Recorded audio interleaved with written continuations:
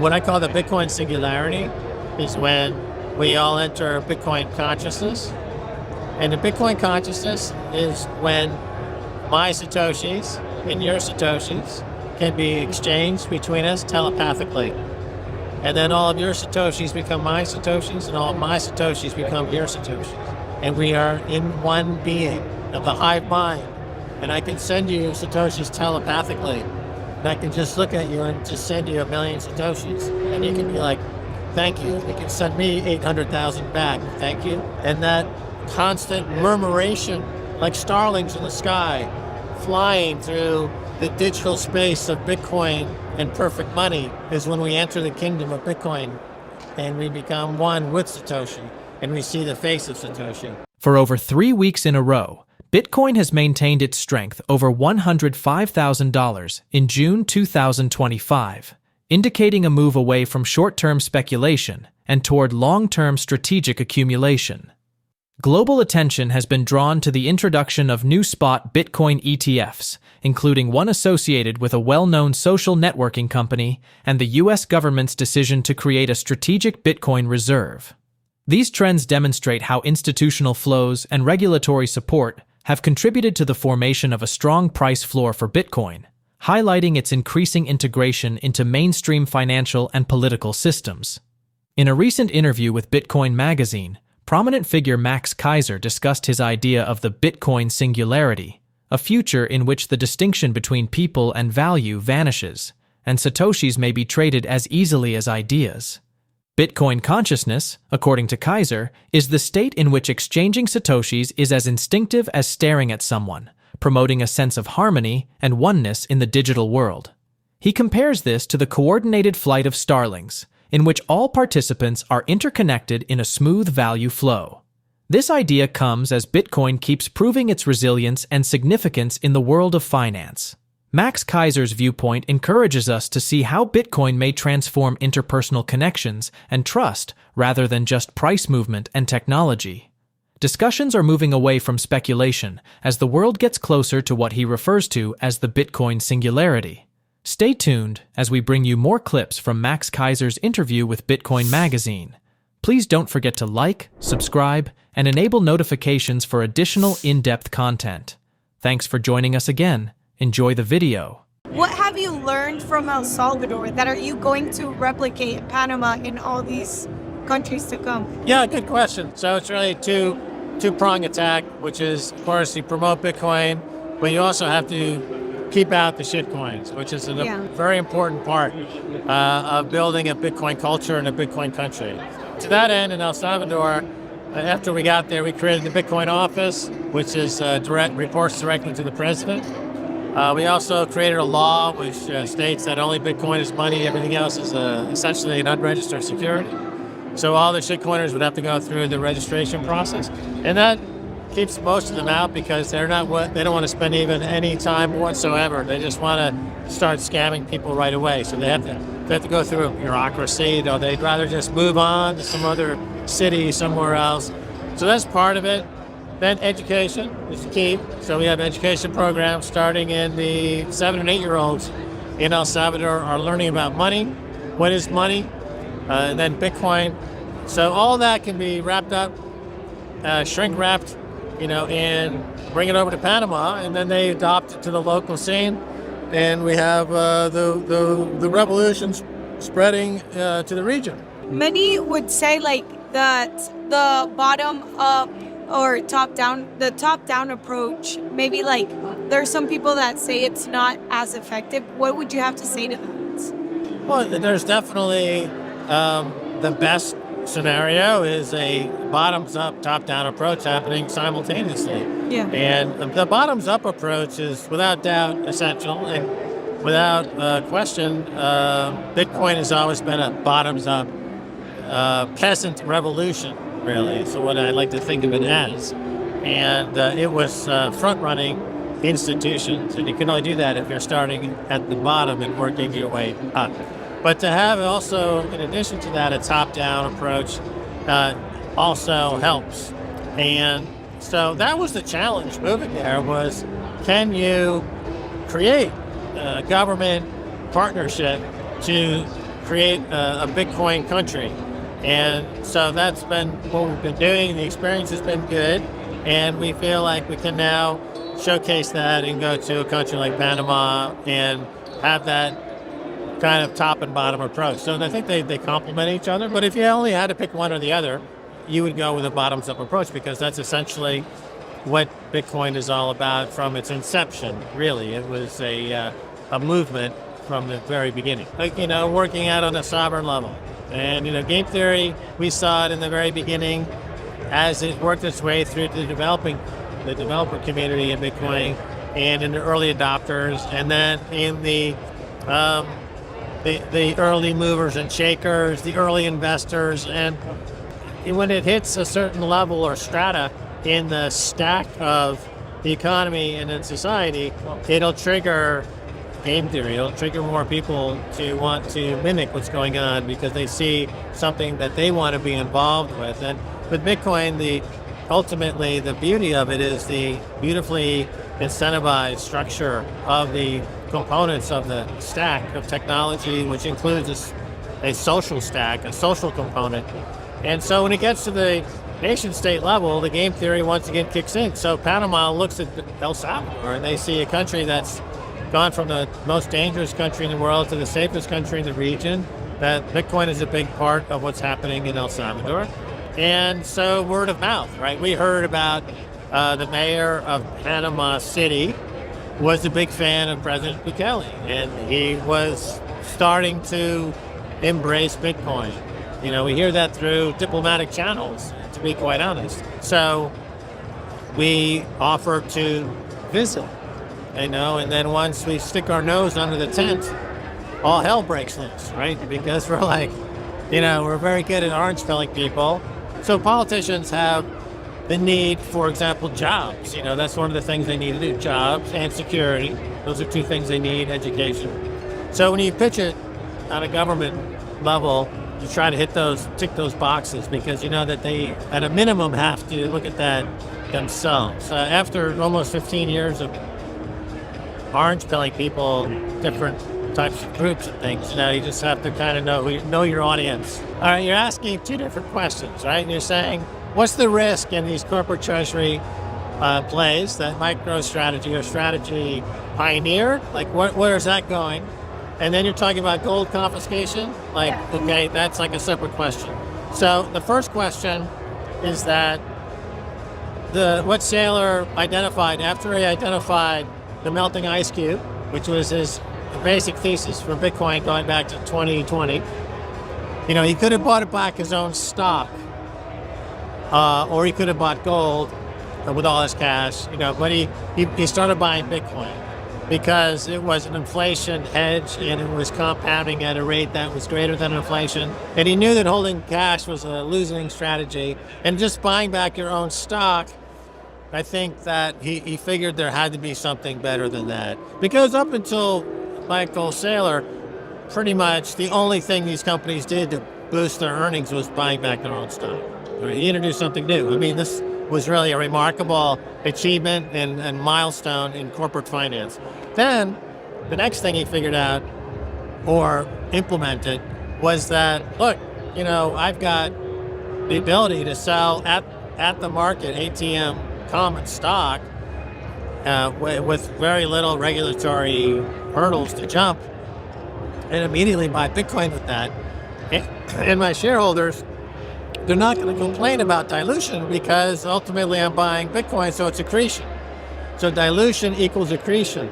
It's something that, again, Saylor kind of, I would say, he maybe didn't invent that idea, but he brought it to a state of something of approaching perfection on the corporate finance side. So now, after tirelessly pitching this idea to companies around the world, you now have the surge of companies doing the Saylor play. So where is that going to go? Well, it works for as long as these companies are accessing cheap money. That means they're taking on debt. That means they're putting debt on the balance sheet, and they're loading up with Bitcoin. But then you have to say, is this yet another credit cycle? Is it like another dot-com crash in the making? Is it another shitcoin crash? Is it another bond crash like 1993, the stock market crash of 1987, long-term capital management crash, I think that was 95. And I would say, yeah, it's going to be, they're building up a huge amount of unsustainable debt that's going to blow up at some point. I don't see it happening soon, but I believe it will lead to the next cycle's top in Bitcoin will be corporate treasury overindulgence. El Salvador is doubling down on its Bitcoin first vision, and it's doing it with bold moves and a clear message. Bitcoin is in, everything else is out. The country's latest strategy is a two-pronged approach. First, it's promoting Bitcoin not just as a legal currency, but as the only digital asset that matters. Second, it's drawing a regulatory line in the sand, classifying all other cryptocurrencies as unregistered securities. This move, backed by newly passed legislation, makes Bitcoin the sole digital legal tender recognized by the state. At the heart of this initiative is a dedicated Bitcoin office that reports directly to the president, an unprecedented show of top-level support. But the revolution isn't just happening in government halls. El Salvador is also planting the seeds of adoption early, rolling out financial education programs for children as young as 7, with a strong focus on Bitcoin and sound money principles. This mix of grassroots education and top-down enforcement is already catching the eye of neighboring countries. If a nation like Panama follows suit, it could ignite a regional domino effect. Through the lens of game theory, El Salvador's bold stance might pressure other governments to join the movement or risk falling behind. What we're seeing isn't just policy, it's a potential blueprint for the next Bitcoin bull run. Let's watch more clips from Max Keiser's interview. How is Bitcoin going to remain decentralized if a large percentage of Bitcoin is going to be sort of like divided by few individuals and companies? Well, I mean, the decentralization means essentially that no single entity has dominion over the network. So Michael Saylor can't change the protocol. He can own 1 million Bitcoin. You could have a few players owning very large positions, and even if they colluded, even if they work together, they're not going to change the protocol. Is it a possibility to centralize Bitcoin mining by sort of like having like more percentage of the power? That is increasingly outside the realm of possibility because you have game theory where it's tough to get people to coordinate this type of thing and invalidate their own coins by attacking themselves, a 51% attack. In the case of Bitcoin, there are remedies, but I think ultimately when you discuss every single possibility under the sun that could happen to the protocol in terms of risk, it does come down to one basic idea, which is faith. The Bitcoin protocol gives humanity faith that it will survive. And I think that's its saving grace. There is something to say about the need for our species to hope and have faith that we will rise above this hell of fiat money. Recently, you mentioned that we're heading towards $850,000 Bitcoin. Yeah. What dominoes need to happen or fall in order for that to happen? Looking at the global financial picture and how Bitcoin gets to 800,000 and above, there is one piece of data that is at the linchpin of the entire global financial system. There's one number that tells you, like an EKG machine, what the health of the global economy is at. Do you know what that number is? I do not. It's the rate of interest on the 10-year Japanese bond. And I'll explain why. So, going all the way back to the Reagan era of the 1980s, the world became financialized. The Reagan-Thatcher era of deregulation. And we went from a manufacturing society to one of banks and financiers and structured finance, and on corporate balance sheets deriving a large percentage of profits from doing trading activities on Wall Street. So the biggest companies in the world, they make a lot of money just by trading with Wall Street. So a car company will make a lot of money on Wall Street just trading financial instruments. A restaurant company, you become financialized. And the best and the brightest became financiers and quants and hedge fund managers. And that's the era of finance. And what drives finance ultimately is cheap money. How cheaply can I borrow my money to create my structured product, my derivative, that's going to help me put cash to the bottom line of whatever enterprise I'm involved with. And for years, for decades, the cheapest place to get money has been Japan. Because after World War II, they had a very structured pension system that accumulated trillions of yen in a honeypot of cash that was a go-to cheap place for them to get money to fund their economy. They opened that up to global financiers who can then borrow in yen, which is like 0.1%, and put that immediately, let's say, into a US dollar equivalent and get 4 or 5% on that money by simply carrying the cash from yen to dollars. It became known as the yen carry trade.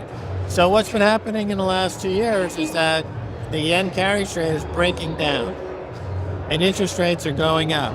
So the 10-year treasury in Japan has never been higher. It's like 3.5%. What I call the Bitcoin singularity is when we all enter Bitcoin consciousness. And the Bitcoin consciousness is when my Satoshis and your Satoshis can be exchanged between us telepathically. And then all of your Satoshis become my Satoshis, and all of my Satoshis become your Satoshis. And we are in one being of the hive mind. And I can send you Satoshis telepathically. And I can just look at you and just send you 1 million Satoshis. And you can be like, thank you. You can send me 800,000 back. Thank you. And that constant murmuration, like starlings in the sky, flying through the digital space of Bitcoin and perfect money, is when we enter the kingdom of Bitcoin and we become one with Satoshi and we see the face of Satoshi. And then we dissolve as ego-driven monkeys taking acid, and we become pure spirit. Speaking at the halving party in El Salvador, and a 9-year-old kid came up to me on stage and with a similar question, like, I'm 9 years old, am I too late for Bitcoin? And I said, after thinking about it for a moment, actually, I'm too early. What I mean by that is, in 20 years' time, when he's 29, he'll be living in a Bitcoin world. And everything that comes with living in a Bitcoin world, I'll be gone. What would you say is like the biggest obstacle or challenge in that Bitcoin faces in the path to becoming a global reserve currency? Fear. Fear? Fear of everything that we've been talking about. Fear of love. And everything can be divided between fear and love. Those are the two paths, only two paths available to anybody at any moment. Bitcoin is a path to love. Fiat money is a path to fear. Everyone who's against Bitcoin is fearful, full of fear that there will be something that will be taken away from them, that they'll lose power, that their understanding of how the world works might get crushed. That has happened many times to people, high-profile economists, who fear having their worldview crushed by this new asset class, this new reality, this new state of consciousness, Bitcoin. And they act out. They become vengeful. They become hate-filled. They become nasty. And then they disappear because their view can't survive. And my last question would be, what is your hottest take on Bitcoin? Well, my hottest take on Bitcoin is that it's sent by God to unfuck our money, right? So God sent his son, we killed him, and he's like, I'll give you one more chance. I'll send Bitcoin. If this doesn't unfuck you, then there's no hope for you, and you're all gone. It is flash, done. never to be heard from again. This is our last chance. The idea that a few individuals or companies owning large amounts of Bitcoin threatens its decentralization has been challenged, and for good reason. True decentralization means no single entity can control the Bitcoin network or rewrite its rules. Even if major holders teamed up, they couldn't change Bitcoin's core protocol. The system was designed to resist exactly that kind of influence. Concerns about centralized mining also missed the mark.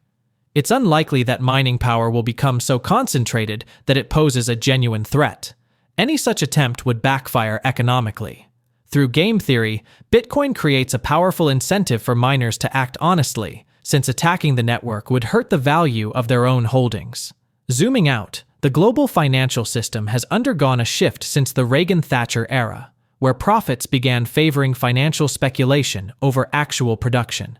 A key driver of this was the flood of cheap money, particularly from Japan.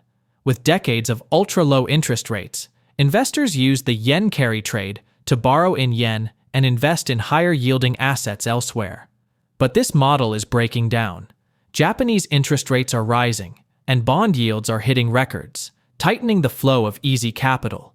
When asked if it's too late to buy Bitcoin, Max Keiser offered a striking reply. It's too early. He believes fear remains the biggest barrier, and that Bitcoin is humanity's last, best shot at fixing the system. How do you see Bitcoin's role evolving as more countries and institutions get involved? Let us know your thoughts in the comments below. Share this video and hit the like button.